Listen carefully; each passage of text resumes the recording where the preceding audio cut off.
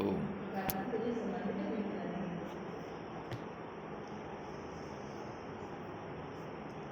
నీ పాద కమల సేవయు నీ పాదార్చకులతోడి నీయమును నితాంతాపారభూత దయయును తాపసమందారమా హృదయసేయగదే.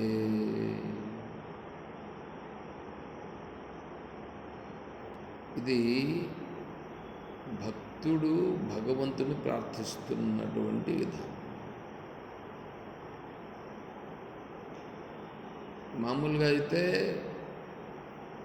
విష్ణు ఉన్నాడని ఆ విష్ణు యొక్క పాద కమల సేవ అంటే పాదములు ఆ విష్ణువుని నిరంతరము సేవించుట అనేటువంటిదే నాకు కావాలని, అట్లా సేవించే వాళ్ళతో నాకు పరిచయం ఉండేటట్లుగా చేయమని, తర్వాత సర్వభూతములు యందు దయ ఉండేటట్లుగా చేయమని, తర్వాత తాపసమందార, తామస కాదు తాపస, తాపస తాప తాపస తామస కాదు తాప తాపసమందార అంటే తపస్సు చేస్తేనే ఆ తపస్సు ఎవడైతే చేసి ఉంటారో వాళ్ళ యొక్క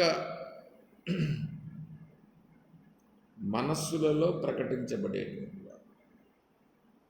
తాపసమందార, నా మనస్సులో అంటే నేను నా మనసులో నేను ప్రార్థిస్తున్నాను కాబట్టి నువ్వు నన్ను అనుగ్రహించు అని మామూలుగా ఉండే అర్థం. మరి భగవంతుడు అనేటప్పుడు భగవంతుడు విష్ణు అంటే ఈ చతుర్భుజ ఆకారం కలిగి శంఖుచక్ర గద ఆయుధములను ధరించినటువంటి వాడా అంటే అది సగుణ సాకార రూపంగా కొంతమంది పెట్టుకుంటారు, చేసుకుంటారు. అయితే అది శ్రీధరాచార్య స్వాముల వారు భాగవతానికి భాష్యం రాశారు. దానిని బేస్ చేసుకొని పోతనామాత్యుల వారు తెలుగులో వాళ్ళు రాశారు. దానికంటే ముందు మూలము వ్యాస మహర్షుల వారు రాశారు. దానికి వ్యాస మహర్షుల వారు ఏ శ్లోకం రాసినారు అనేటువంటిది కూడా చూడాల్సి ఉంటుంది. సరే, కానీ ఇప్పుడు ఏంటంటే నీ పాద కమల సేవయు, అక్కడ పాదములు కమలములతో పోల్చినారు. పాద కమల అంటే మెత్తని పాదాలు ఉన్నాయి. ఇక్కడ కమలం అనేటువంటిది ఏమి? కమలం అంటే పుష్పం. పుష్పం అనేటువంటిది మీరు ఏ దేవతను చూసినా పుష్పం పట్టుకొని ఉంటారు. పుష్పం ఎందుకు పట్టుకోవాలి అంటే పుష్పం అనేటువంటిది వికసించి ఉంటుంది. అందులో తామర పుష్పమే పెడతారు, వికసిస్తుంది బాగా. అలా వికసించడం అనేటువంటిది జ్ఞాన వికాసమునకు గుర్తు, జ్ఞానమునకు చిహ్నము పుష్పం.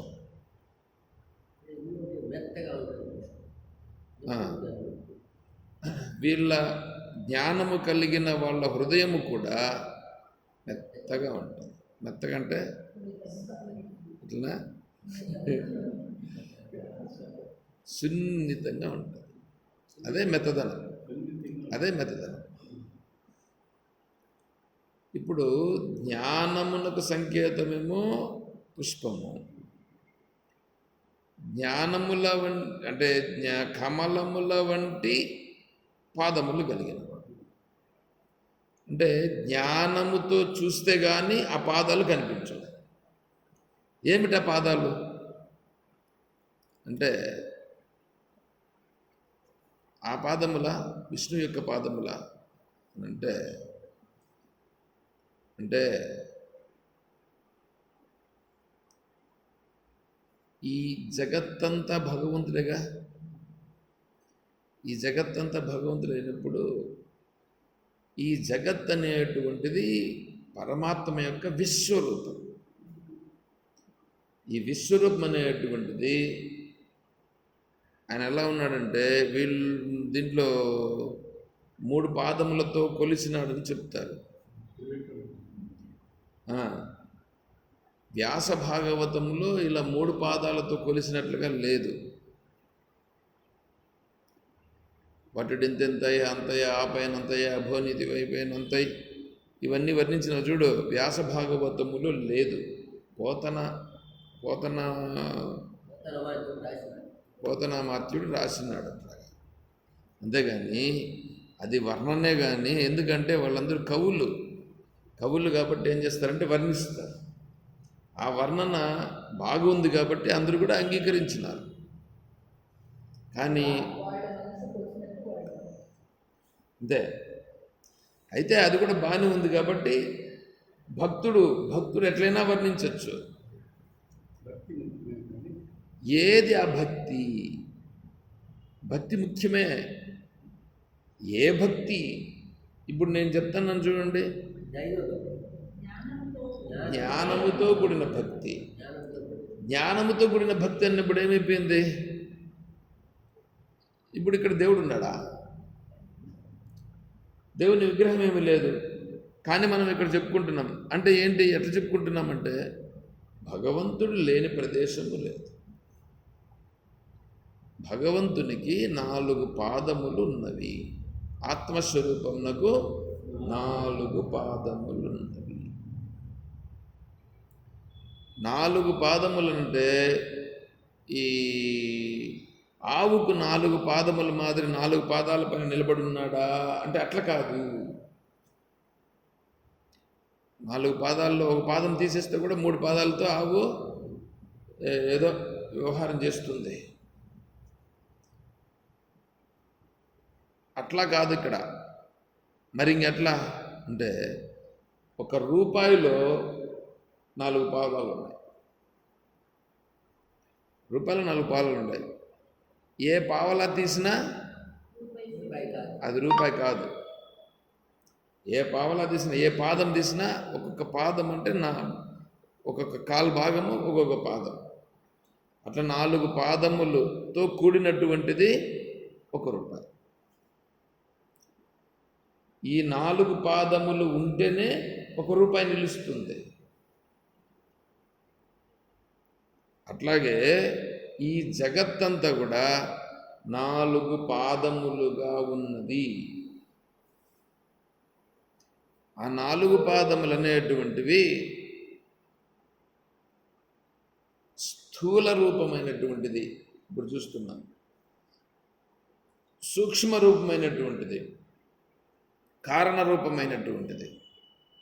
స్థూల రూపంగా ఉండేటువంటిది 1 పాదం, సూక్ష్మ రూపంగా ఉండేది 1 పాదం, కారణ రూపంగా ఉండేటువంటిది ఇంకొక పాదం. ఈ 3 కంటే వేరుగా ఒకటి ఉండి ఈ 3తో కలవకుండానే వేరుగా ఉంటూ ఈ 3కి ఆధారంగా ఉండేటువంటిది ఇంకొకటి. స్థూల, సూక్ష్మ, కారణ ఈ 3 ఉన్నాయి. ఇది స్థూల దేహం. భగవంతునికి సంబంధించి ఈ జగత్తంతా స్థూల దేహం. తర్వాత సూక్ష్మదేహం, తర్వాత కారణదేహం.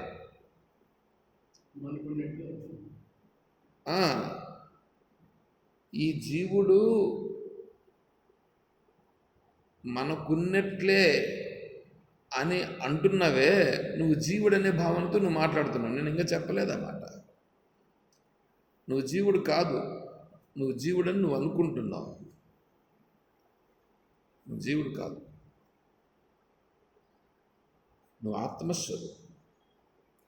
ఆత్మస్వరూపమైనప్పుడు ఆత్మస్వరూపానికి 4 పాదములు ఉన్నవి. సరే, ఈ శరీరాన్ని తీసుకుంటున్నావు కదా, చూసుకో. ఈ శరీరానికి కూడా ఇక్కడ కూడా 4 ఉన్నవి. స్థూల దేహం ఉంది, సూక్ష్మదేహం ఉంది, కారణదేహం కూడా ఉంది. ఇక్కడ కూడా ఆత్మస్వరూపం ఉంది. ఆత్మస్వరూపము స్థూల దేహం ఉన్నప్పుడు చైతన్యంగా ఉందా లేదా? ఇప్పుడు ఇది స్థూల దేహం కదా. ఇప్పుడు స్థూల దేహం చైతన్యవంతంగా ఉందా లేదా? సూక్ష్మదేహం ఉన్నప్పుడు అంటే నువ్వు స్వప్నావస్థకు వినావు, సూక్ష్మదేహం ఉంది. అప్పుడు ఈ స్థూలదేహం అనేది అప్పుడు నీకు తెలుస్తుందా? స్థూలదేహం అనేటువంటిది తెలియట్లే, కానీ సూక్ష్మదేహం తెలుస్తుంది. ఆ సూక్ష్మదేహము నీకప్పుడు తెలుస్తుందా లేదా? అప్పుడు చైతన్యం. కారణదేహం గాఢ నిద్రయ్యే కారణదేహంగా ఉంది. అక్కడ ఆ గాఢ నిద్రగా ఉన్నవే, ఆ గాఢ నిద్రగా ఉండేటువంటి విషయం కూడా నువ్వు నిద్ర నుంచి లేచిన తర్వాత నేను బాగా నిద్రపోయినని తెలిసిందా లేదా? అప్పుడు కూడా చైతన్యం ఉంది. ఇవి 3 పాదములు. అది 4వది ఆత్మస్వరూపం అనేటువంటిది 4వ పాదం. అర్ధమాత్ర, అక్షర, నిత్య, స్వానిర్వాచ్య, అనిర్వాచ్య పద ఉందా అక్కడ? నీ పాద ఉందా ఇక్కడ? అదే పదం అంటే స్వానిర్వాచ్య పదాత్మిక.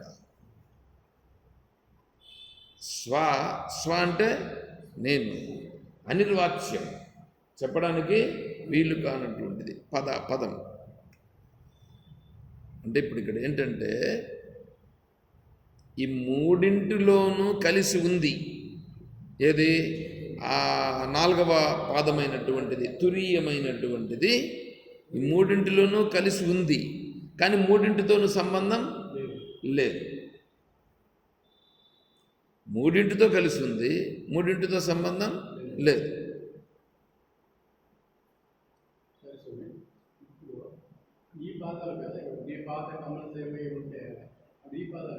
ఏ పాదాలు? నేను ఇంతసేపు ఏం చెప్పింది?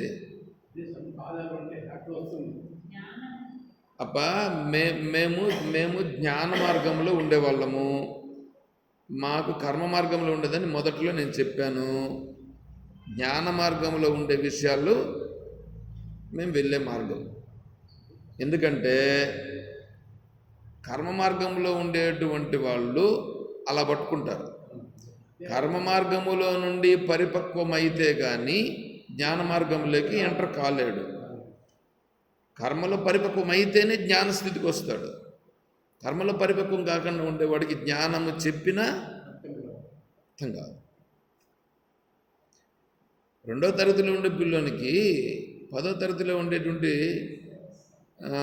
ట్రిగ్నామెట్రీ చెప్తే ఏమర్థమవుతుంది? వాడు ఎంతసేపు ఇదే అని పట్టుకొని ఉన్నాడు. ఏదని పట్టుకొని ఉన్నాడు? ఇదే పాదాలు ఇవే అని పట్టుకుంటే మనం ఏం చేయగలుగుతాం? సరే నువ్వు అట్లాగే ఉండు, మాకేం అభ్యంతరం ఏముంది? అర్థమవుతుందా? మాకు జ్ఞానం అనేటువంటిది పై స్థాయికి పోయిన తర్వాత వచ్చేటువంటి విషయం. ఇప్పుడు నేను చెప్తా ఉండేది జ్ఞాన మార్గంలో చెప్తున్నా. కర్మ మార్గంలో చెప్పేసిన అప్పుడే నువ్వు చెప్పావుగా కర్మ మార్గంలో ఉండేది. దాన్ని పట్టుకున్నాము అనుకో, వాడికి మోక్షం వస్తుందా, పాడు వస్తుందా? వైకుంఠం వస్తుంది. వైకుంఠాన్ని పొందొచ్చు. మాకు వైకుంఠం అనేటువంటిది జ్ఞాన మార్గంలోకి వచ్చేటప్పటికీ వైకుంఠము అదే చెప్పాను కదా. ఇప్పుడు ఇప్పుడు స్వానిర్వాచ్య పదాత్మిక, అర్ధమాత్ర అక్షర. ఆడు పలికేటప్పుడు అలా పలుకుతాను, కానీ దాన్ని విడదీసి చెప్పాలి. అర్ధమాత్ర, అక్షర, నిత్య. అర్ధమాత్ర స్వరూపము, అక్షర స్వరూపము, నిత్య స్వరూపం. స్వానిర్వాచ్య, అనిర్వాచ్య, అది నేనే అయి ఉన్నాను, అది అనిర్వాచ్యం చెప్పేదానికి అది పదం. ఆ పదము ఇప్పుడు ఇక్కడ ఏమిటంటే దాన్ని తీసుకుంటున్నాం. ఇక్కడ నీ పాద కమల సేవయు ఇప్పుడంతా ఏమిటి ఇదంతా? భగవంతుని యొక్క జాగ్రత్త అవస్థారూపంగా ఉన్నటువంటి పాదం, జాగ్రత్త అవస్థ రూపం ఇది. చూడు, ఆయన యొక్క పాదం ఎంత విస్తృతంగా ఉంది ఇదంతా. ఆ పాదం దగ్గర మేము ఆ పాదం దగ్గరే పువ్వు పెడతాము అని అంటే నీకు అది మాత్రమే పాదం. జ్ఞాన దృష్టిలో అంతా భగవంతుని యొక్క స్వరూపమే. భగవంతుడు లేనిది ఎక్కడ? ఇప్పుడు ఇదంతా జాగ్రత్త అవస్థ అంతా భగవంతుని యొక్క పాదం. అంతేకాదు, స్వప్నంలో విన్నావు, అది కూడా భగవంతుని స్వరూపమే. గాఢ నిద్రలో విన్నావు, అది కూడా భగవంతుని స్వరూపమే.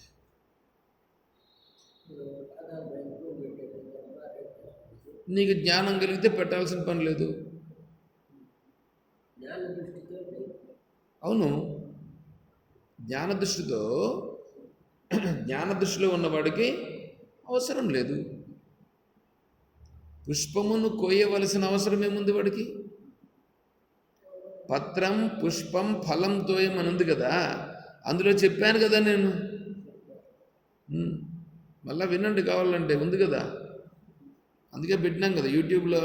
దానికి ఛానల్ క్రియేట్ చేసి ఈ అమ్మగారు వాళ్ళు అడిగిన దానికి పెట్టినాం కదా మళ్ళా యూట్యూబ్లో. ఇప్పుడు అవన్నీ పెట్టినాం మనం, చూసుకోండి కావాలంటే. మళ్ళీ కూడా డౌట్ వచ్చినప్పుడు వింటూ ఉంటే అదే అర్థమవుతుంది.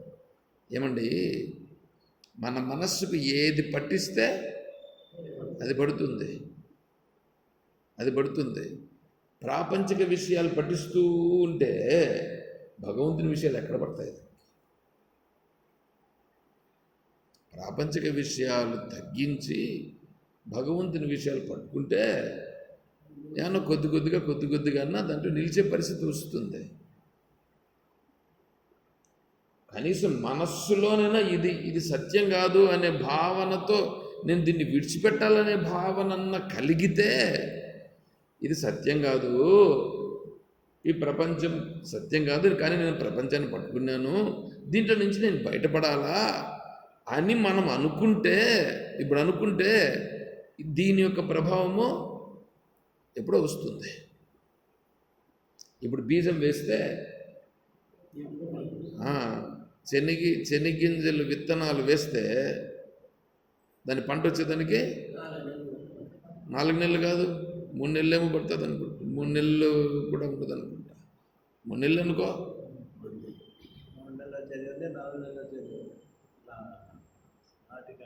ఎప్పుడో పాతకాలం అప్పుడు నాటికాయలు ఉన్నాయి, ఇప్పుడు ఆడున్నాయి. ఇప్పుడు ఆడుంది, అది ఉందా? అది నాటికాయలు ఉన్నాయా?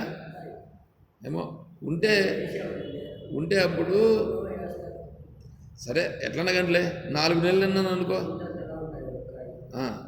ఇప్పుడు ఈరోజు విత్తనం వేస్తే అది వచ్చే గదికి 4 నెలలు పట్టిందిగా. ఈరోజు విత్తనం వేస్తే కదా వచ్చింది మళ్ళీ అప్పుడు నీకు. అదేవిధంగా ఈరోజు మనసులో ఈ బీజం వేస్తే దీని ఫలితం రావడానికి కొంతకాలం పడుతుంది. ఈ బీజమే వేయకుండా పోతే ఏ బీజం వేస్తూ ఉంటాం? కాబట్టి నీ పాద కమల సేవయు అంత భగవంతుడే, నీ పాదార్చకులతోడి నెయ్యము. ఇప్పుడు చూడు, నీ పాదార్చకులు ఎవరు? నీ పాదార్చకులు పూజ చేసేవాళ్ళనా? నీ పాదాలను పూజించేవాడు అంటే ఆత్మజ్ఞానము తెలిసినటువంటి మహానుభావులు ఉన్నారో అటువంటి వాళ్ళతో నేను మాట్లాడేటట్లుగా. మచ్చిత్త మద్గత ప్రాణాః బోధయంతః పరస్పరం కథయంతశ్చ మాం నిత్యం తుష్యంతి చ రమంతి చ. అట్లాంటి వాళ్ళతో నాకు సంబంధం ఏర్పడేట్లుగా చెయ్యి. ప్రార్థిస్తున్నాడు. మిగతా వాళ్ళతో మాట్లాడుతూ ఊరికే టైం ఎందుకు వేస్ట్? గతను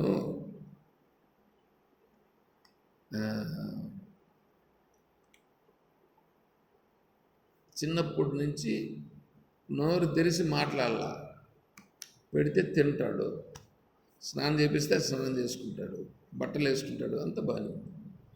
స్కూల్కి పంపిస్తే పోతాడు, కూర్చుంటాడు. వాళ్ళు చెప్పింది చూస్తూ ఉంటాడు, ఏమన్నా అడిగితే చెప్పడు, ఏం చెప్పడు, గమ్మున కూర్చుంటాడు. నువ్వు డాక్టర్ల దగ్గర చూపించినారు, ఏం పని చేయాల, నోరు తెరా తెలుసు, ఎక్స్రేలకి అయిపోయినాయి, అంతా బాగానే ఉంది, ఏం మాట్లాడలేదు, ఏమో అన్నీ బాగానే ఉన్నాయమ్మా, ఏం లేదు వస్తుంది ఇప్పుడు అని డాక్టర్. మంత్రాలు వేసినారు, ఏం రాలా. వైదికాలు చేయించినారు, రాలా. ఇట్లా ఉంటే ఒకటే ఒక బిడ్డ, ఎంత బాధ ఉంటుంది పాపం తల్లిదండ్రులకి. సరే ఇట్లా జరుగుతూ ఉంటే ఆ సమయంలో శంకరాచార్య స్వామి వారు వస్తున్నారు. శంకరాచార్య స్వామి వారు వస్తుంటే వాళ్ళు ఎవరో చెప్పినారు, ఆ బిడ్డను మీరు అన్నీ చూపించినారు కదా, ఆచార్యులు వారు వస్తున్నారు, ఒకసారి ఆచార్యుల వారికి చూపించండి, ఏమన్నా ప్రయోజనం ఉంటుందేమో అని అన్నారు. సరిపోయినారు. పోయితే ఆచార్యుల వారితో కూర్చొని ఉంటే తీసుకొని వచ్చినారు ఆ బిడ్డని. వాళ్ళు అంతా అయిపోయిన తర్వాత వీళ్ళు మాట్లాడడానికి వచ్చినారు. అప్పుడు శంకరాచార్య స్వామి వారి తీసుకొచ్చి విషయం అంతా వీళ్ళు చెప్పినారు. అప్పుడు ఆచార్యులు వారు అడిగినారు ఆ శిశువుని, కస్త్వం అని అడిగాడు, నీవు ఎవరు అని అడిగాడు. నీవు ఎవరు అని అడిగితే ఆ బిడ్డున్నాడే చిన్నపిల్లడు సంస్కృతంలో అనర్గళంగా శ్లోకాలు చెప్పాడు. ఇంతవరకు నోరు తెరవనోడు ఇప్పుడు నోరు తెరిచి, నేను బ్రాహ్మణుడు కాదు, క్షత్రియుడు కాదు, వైశ్యుడు కాదు, శూద్రుడు కాదు, స్థూల శరీరం కాదు, సూక్ష్మ శరీరం కాదు, కారణ శరీరం కాదు, జాగ్రత్త అవస్థ కాదు, స్వప్నావస్థ కాదు, సుషుప్తి అవస్థ కాదు, వీటన్నింటికంటే విలక్షణమైన ధర్మ అధర్మ అన్నింటికంటే విలక్షణమైనటువంటి స్వరూపము నేను అని చెప్పాడు. వాళ్ళ తల్లిదండ్రులకి ఎట్లుంటుంది చెప్పండి. నోరు తెరవనోడు నోరు తెరిచి సంస్కృతంలో తత్వాన్ని అది కూడా చెప్పినాడంటే ఎట్లా ఉంటుంది? వీళ్ళ సంతోషానికి అవధులు లేవు. బాగానే ఉంది. అప్పుడు ఆచార్యులు వారు అడిగినారు, కాదు నాయనా, మీ తల్లిదండ్రులు బాధపడతారు కదా, ఎందుకు నువ్వు మాట్లాడలేదు అని అన్నాడు. వీళ్ళందరితో మాట్లాడితే ఏం ప్రయోజనం గురుదేవా? వీళ్ళందరితో మాట్లాడితే ఏమన్నా ఉపాధం ఏమన్నా ప్రయోజనం ఉందా? కాబట్టి నేను మాట్లాడలేదని. ఇన్ని రోజులకు మీరు కనిపించారు కాబట్టి మీతో నేను మాట్లాడేదానికి అవకాశం వచ్చింది కాబట్టి మీలాంటి వాళ్ళతో నేను మాట్లాడాలి. నీ పాదార్చకులతోటి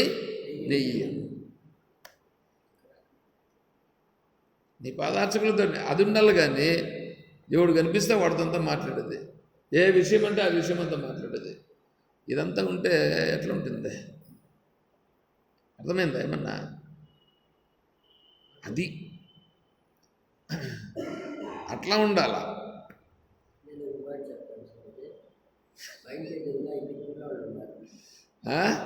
ఎదురుగా ఇద్దరు ఉండాలి, అమ్మటబిడ్డలు ఇద్దరు రాజబిడ్డలు ఉన్నట్టు ఉండాలి. అంత బాగుండాలి. వాళ్ళిద్దరికి నోరు లేదు, ఇద్దరికి నోరు లేదు. ఫారిన్లో చదువుకొచ్చినారు, ఫారిన్లో చదువుకొచ్చారు, ఎప్పుడు చదువు కాదు, ఫారిన్లో చదువుకొచ్చారు. ఒకరు చెన్నైలో ఉద్యోగం చేస్తారు, ఒకరు బెంగళూరులో ఉద్యోగం చేస్తారు. నోరు లేకుండా చెవులు వినపడదు, నోరు లేదు. ఇంగ్లీష్ ఏమన్నా ఉంటే ఇంగ్లీష్లో రాయని రాస్తారు. డెఫ్ అండ్ డమ్లో ఉన్నది లేదు, డెఫ్ అండ్ డమ్ స్కూల్స్ ఉన్నాయి, దాంట్లో నేర్పిస్తారు. ఇంగ్లీష్లో రాయి. సరే, నోరు లేకపోయినా నువ్వేం మాట్లాడినావో ఆయన అర్థం చేసుకొని నువ్వు మాట్లాడినంత రాసేస్తాను, నువ్వేం మాట్లాడినావు రాసేస్తాను. కానీ పిల్లోడ అంత అందంగా అంత బాగుంటుంది, ఒక వర్చెస్ అంత బాగుంటుంది.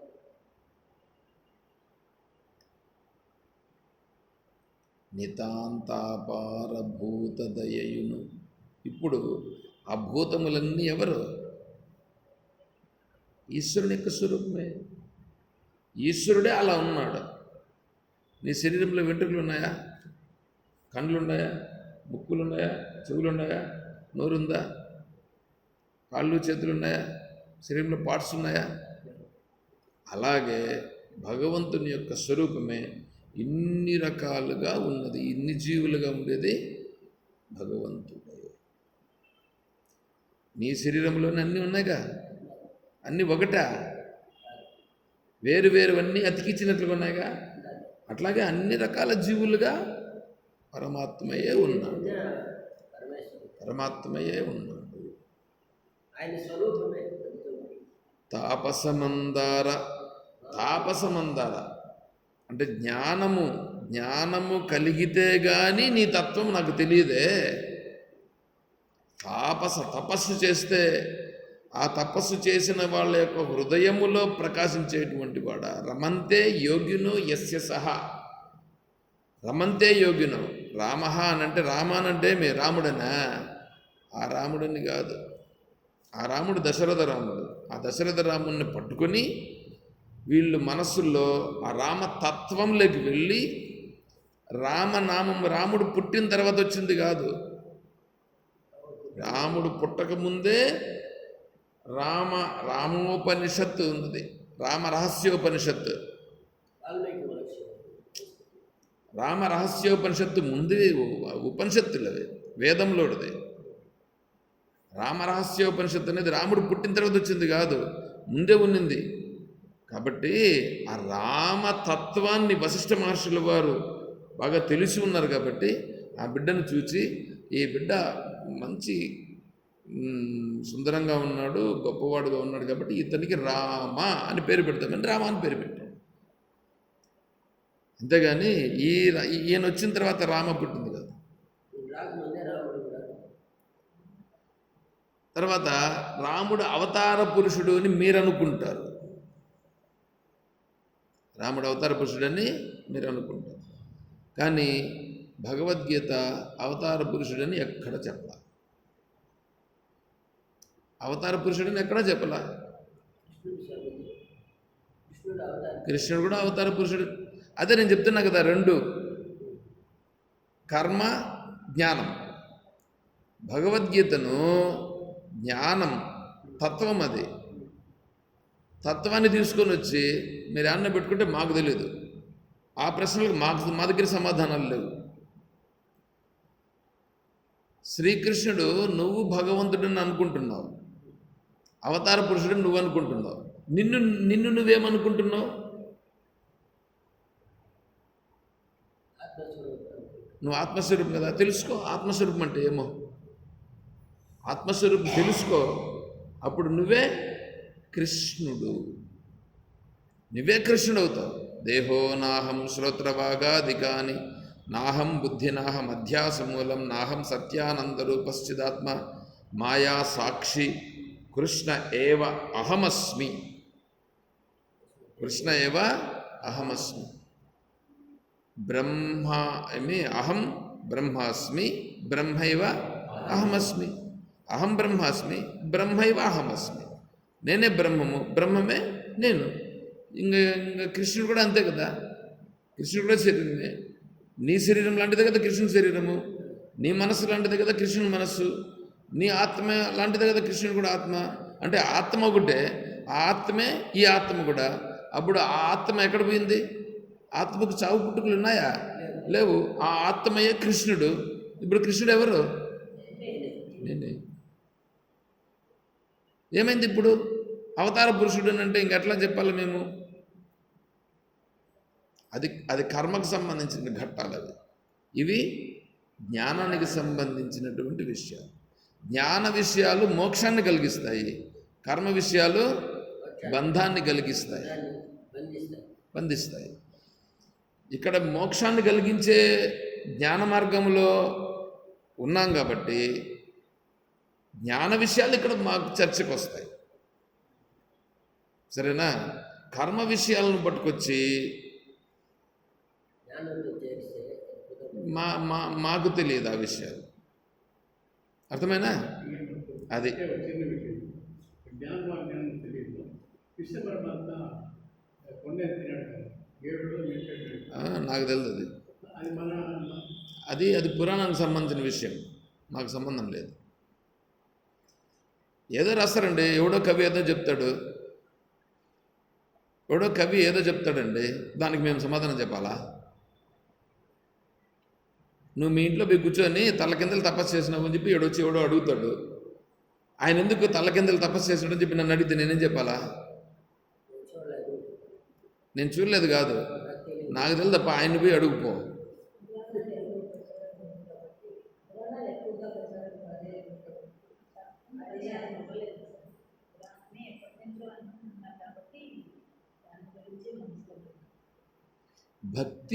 భక్తి రసం ఎంతసేపు ఏం చెప్పాను నేను? బట్టుడింతెంతై, ఆ పైనంతై, అభోవీధి పైనంతై అని చెప్పినానా లేదా? అదంతా వ్యాస భాగవతములు లేదు అని చెప్పానా లేదా? వ్యాస భాగవతములు లేదు, అదైతే నేను చూచిన.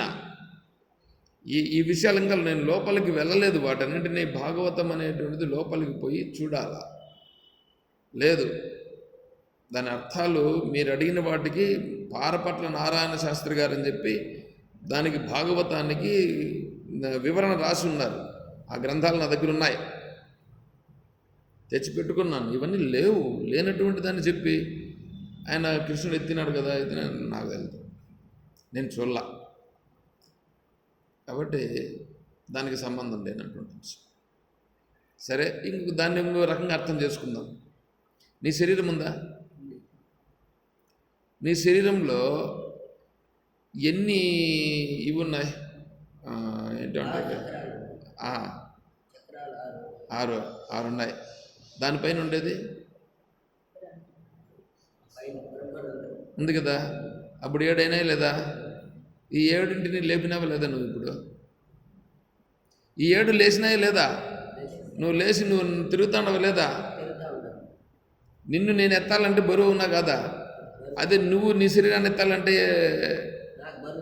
నీకు బరువు లేదు కదా, నీ శరీరం నీకు బరువు లేదు కదా, ఎంత సునాయాసంగా లేపుతున్నావు?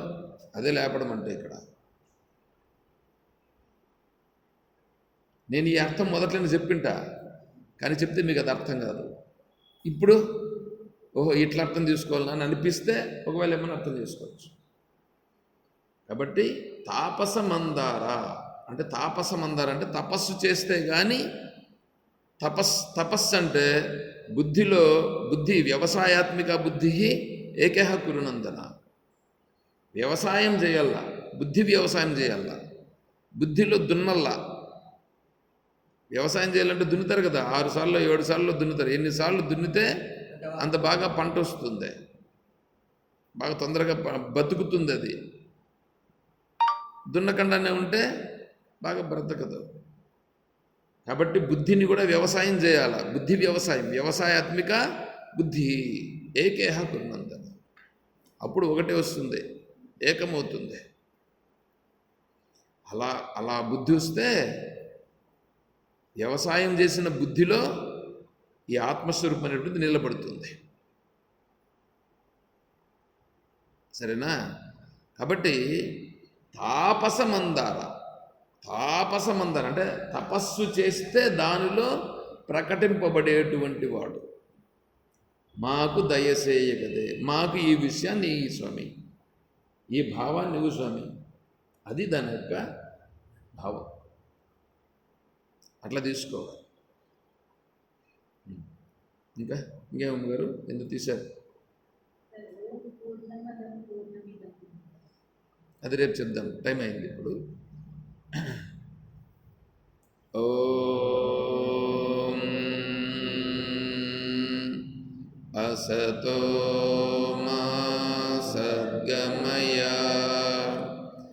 ఓం తమసో మా జ్యోతిర్గమయ, ఓం మృత్యోర్మా అమృతం గమయ, ఓం శాంతి శాంతి శాంతి. ఓం సర్వం శ్రీ సద్గురుచరణారవిందార్పణమస్తు. ओम जय बोलो श्री कृष्ण परमात्मा की, जय बोलो गीता माता की, जय बोलो भक्त मंडली की। हर नमः पार्वती पतये। जय सीताराम। हरि ओम तत्सत्।